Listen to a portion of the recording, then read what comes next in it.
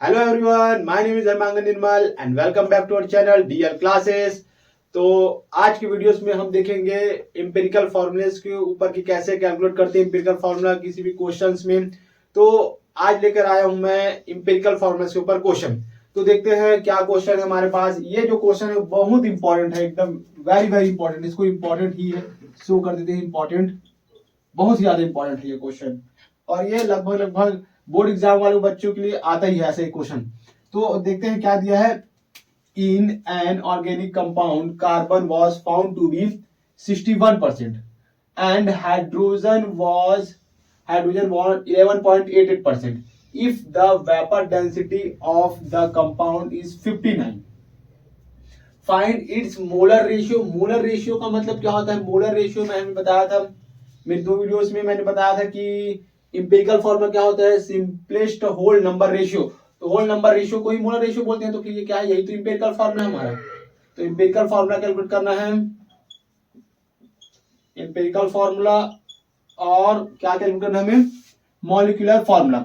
Empirical formula और molecular formula calculate करना है। तो देखते हैं। तो इसमें मैंने पिछले एक और वीडियोस में आपको ट्रिक बताया था, पहले वो वीडियोस देख के आइए, देन यहाँ कंटिन्यू कीजिए, क्योंकि वो ट्रिक वाली जो वीडियो है उसी पर ही बेस्ड है पूरा का पूरा। तो हमने कॉलम यहाँ पे शो कर दिया है और इस कॉलम से हम भरेंगे कुछ कुछ डिजिट को, और आपको ही ऐसे ही बनाना भी है आपके बोर्ड एग्जाम में। तो देखते हैं, सबसे पहले एलिमेंट लेते हैं। तो एलिमेंट में हमारे पास क्या है? सबसे पहले क्या है हमारे पास, क्या क्या दिया गया है? इन एन ऑर्गेनिक कंपाउंड, एक कार्बनिक कंपाउंड है जिसमें ऑर्गेनिक कंपाउंड में कार्बन जो है वो 61% है, हाइड्रोजन जो हमारे पास है 11.88% है। लेकिन इन दोनों को जोड़ने पर, यदि ऐड करने पर हमारे पास 100% आता है तो वो कंपाउंड है। लेकिन अगर ऐड करने पर वो कंपाउंड नहीं आ पा रहा है तो मतलब उसमें तीसरा एलिमेंट और है। अगर वो ऐसा नहीं है तो तीसरा एलिमेंट जो होगा वो ऑक्सीजन होगा। तो देखते हैं इन दोनों का। तो कार्बन का परसेंट प्लस हाइड्रोजन का परसेंट देखते हैं, दोनों को ऐड कर देंगे। तो कार्बन का परसेंट कितना है? 61% प्लस हाइड्रोजन का कितना दिया है? 11.88। तो इस टाइप से हमारे पास आ जाता है 72.88। इट्स मीन 100% नहीं है। तो 100% नहीं है मतलब इसमें कोई तीसरा एलिमेंट है जो जगह घेर के बैठा है उसमें। तो वो तीसरा जो एलिमेंट लेना है वो ऑलवेज आपको ऑक्सीजन ही लेना है। तो देखते हैं ऑक्सीजन का परसेंट। तो ऑक्सीजन का परसेंट निकालेंगे तो इसमें ऑक्सीजन का परसेंट कितना होगा? तो 100 में से जो इन दोनों का है, 100% में से 72.88 माइनस कर देंगे तो हमारे पास आ जाएगा, ये आ जाएगा हमारे पास 27.22% आ जाएगा। तो इस टाइप से हमारे पास सबसे स्टेप फर्स्ट को हमने कंप्लीट कर लिया है कि जो कार्बन, हाइड्रोजन, ऑक्सीजन जो जितने भी एलिमेंट है उसका हम लोग परसेंट निकाल दिए हैं। तो एलिमेंट को यहाँ पे शो करते हैं, कार्बन, हाइड्रोजन एंड ऑक्सीजन। चलिए ये तीनों है हमारे पास। परसेंट, कार्बन का परसेंट कितना दिया हुआ उसमें 61%, हाइड्रोजन का हमारे पास है 11.88 और ऑक्सीजन का भी वैसे शो कर देते हैं हम लोग 27.22% हमने कैलकुलेट किया है। ठीक है, उसके बाद atomic weight. Atomic weight carbon का हमारे पास होता है 12, हाइड्रोजन का 1 एंड ऑक्सीजन का 16।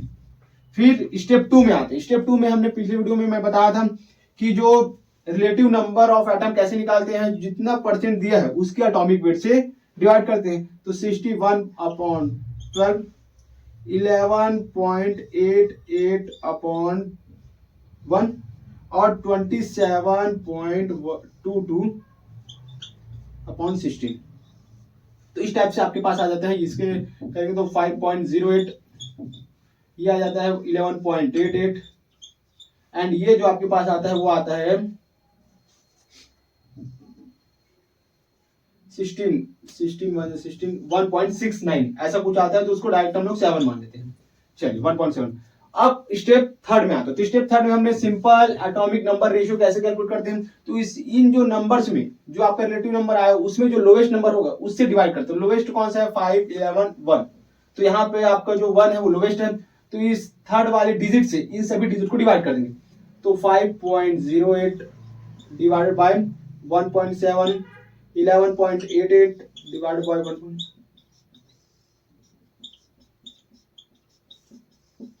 चलिए अब इनकी वैल्यूज को लिख देना है यहाँ पर। तो हमारा आ जाएगा सिंपल एटॉमिक नंबर रेशियो। तो कितना आता है? 1.7 से इसको जब डिवाइड करेंगे 5.08 को तो ये आज आपका आ जाएगा 3.02।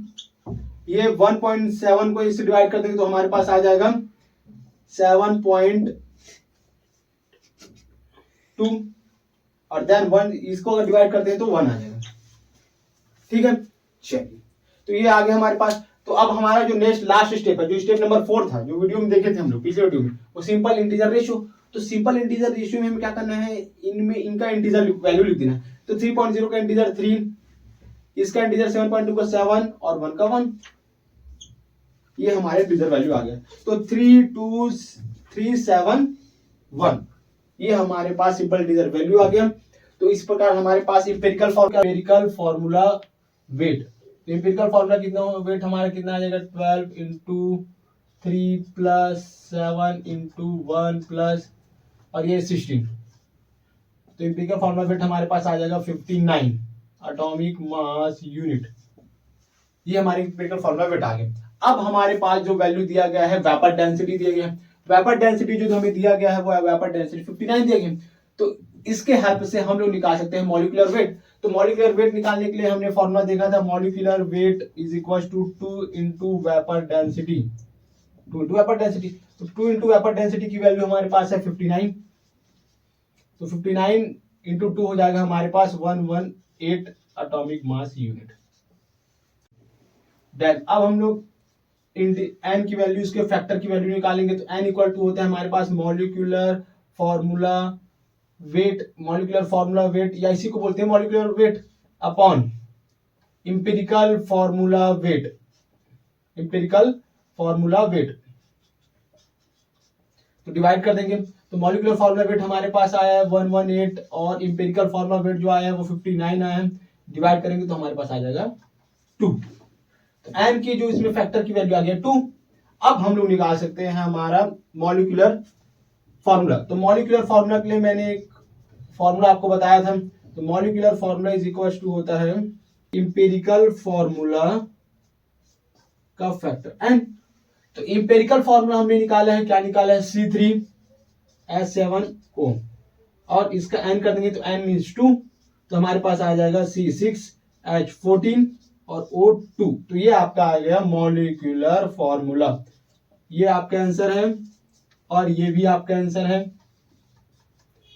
इस टाइप से आप कैलकुलेट कर सकते हो इस क्वेश्चन के लिए मॉलिक्यूलर फॉर्मूला और इंपेरिकल फॉर्मूला। तो आने वाले वीडियोस में हम एक और क्वेश्चन इसी के ऊपर सॉल्व करेंगे। तो आज की वीडियो यहीं पे समाप्त होती है। जय हिंद, जय भारत।